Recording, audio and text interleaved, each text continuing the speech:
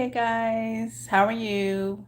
It is 5 Friday Facts with your doula Satra, and pretty much I'm up here live on Select Fridays, and I'm going to be sharing 5 facts pertaining to pregnancy, birth, and motherhood that I have experienced personally, either through going through it personally or witnessing it personally.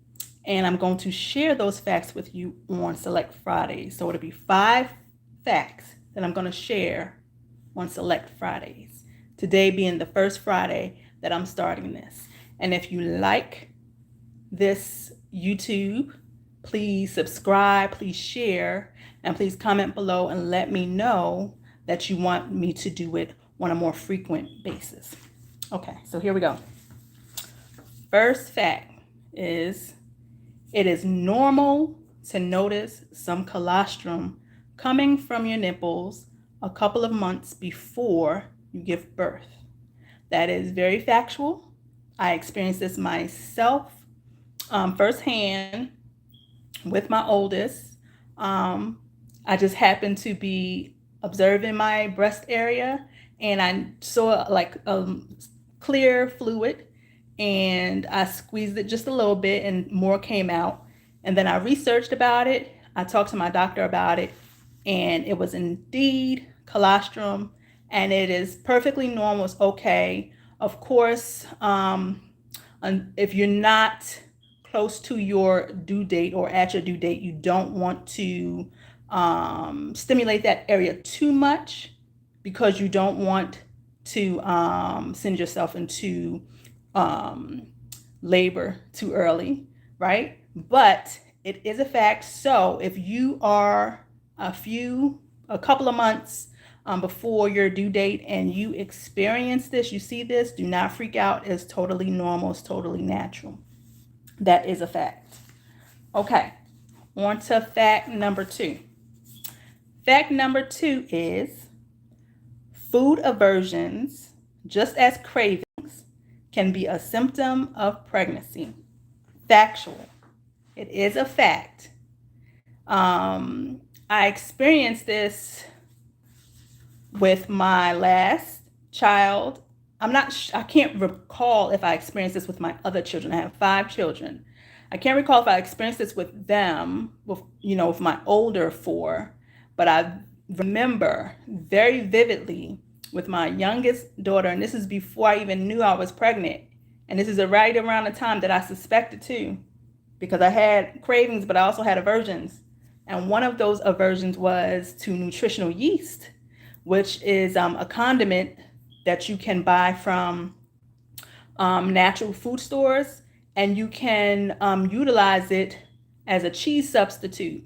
And I love nutritional yeast, but all of a sudden, I loathe nutritional yeast. I hated it. I didn't want it. And that was very weird to me, but I didn't want it. So I started suspecting right then and there that something was going on, that I might be pregnant.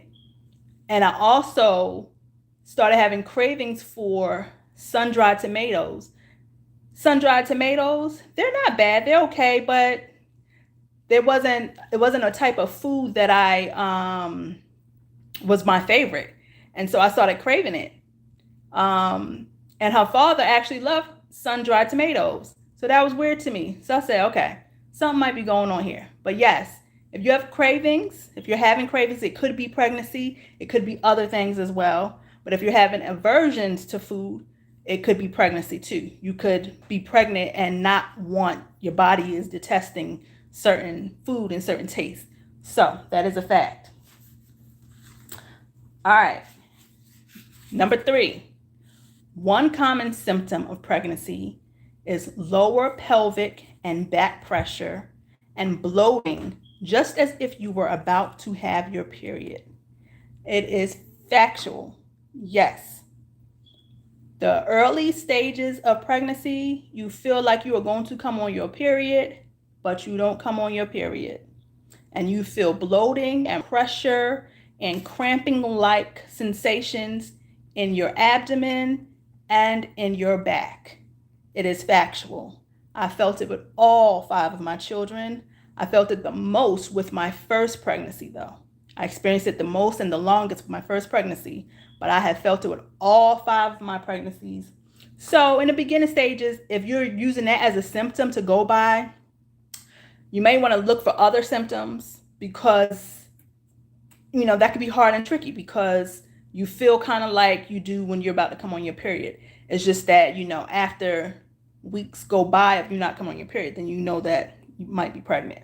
But that is definitely a fact. All right. Fact number 4. Subsequent labors usually are shorter than your previous labors.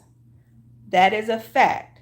I've experienced it, and you can definitely research it. You can, matter of fact, research everything I've said thus far, but you can research it, and I've experienced it, and there's other mothers out there who have talked about this as well. I am thinking it's because our bodies become accustomed to that process. We're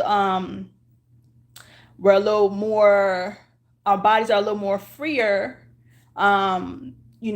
second, third, fourth time around. And so we don't tend to labor as long as we did with, the previous pregnancies. And that is why when doctors or midwives know that you have had a previous pregnancy and birth, they tell you not to wait until the last minute to contact them, because once you are in that active stage of labor, it doesn't last as long as it did with the previous births. Usually, the babies come faster. And that's how you have a lot of times women accidentally having babies at home. I'm not talking about planned home births. I'm talking about I was planning to go to the hospital and I didn't make it to the hospital, or having their babies in cars, all that kind of stuff. So, very true. And my last fact for today is a pregnant woman can go into labor and labor for hours without her water breaking. Very true. Happened with all 5 of my babies. And I've always had to have my water broken, and I've actually pushed a baby out still in the amniotic sac. And once I pushed the baby out, then the sac was broken. So you can absolutely go into labor and your water have not broken. So don't base labor solely on that. You want to look at a number of factors. And if you are ever in doubt, not sure, you call your doula, you call your midwife, you call your nurse, your doctor, and you tell them what's going on, and they will give you the best advice as to what to do.